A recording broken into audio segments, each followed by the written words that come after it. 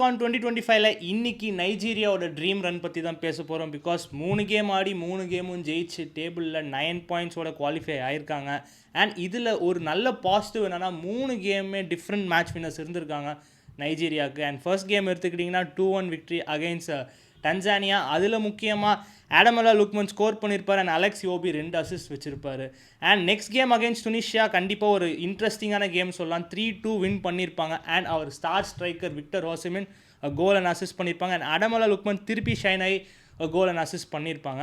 And இன்றைக்கி கரண்ட்டாக முடித்த கேம் நீங்கள் பார்த்தீங்கன்னா ஆனியாடிகா 2 கோல் அடிச்சிருப்பாரு. ஸோ இந்த கேம் அவங்க உகாண்டாவோட 3-1 ஜெயிச்சிருப்பாங்க. ஸோ 3 கேமுமே கன்வின்சிங்காக நல்லா கோல் ஸ்கோர் பண்ணி ஜெயிச்சிருக்காங்க. அண்ட் இந்த இதில் 2 goals 2 assist with 4 contribution Ademola Lookman stand அவுட்டாக இருக்கார். பட் ஆனால் எல்லாருமே கான்ட்ரிபியூஷன்ஸ் பண்ணுறனால நைஜீரியா ரொம்ப ரொம்ப டேஞ்சரஸ் சைடாக இருக்காங்க. பட் ரியல் டெஸ்ட் இன்னும் வரலன்னு சொல்லுவேன். பிகாஸ் அவங்க குரூப் ரொம்ப காம்படிட்டிவாக இருந்துச்சுன்னா கண்டிப்பாக கிடையாது. ஸோ நாக் அவுட்ஸில் கண்டிப்பாக நைஜீரியாவை ஃபேஸ் பண்ணும்போது கண்டிப்பாக ஒரு இன்ட்ரெஸ்டிங் பேட்டில் நம்ம எதிர்பார்க்கலாம் ஃப்யூச்சரில்.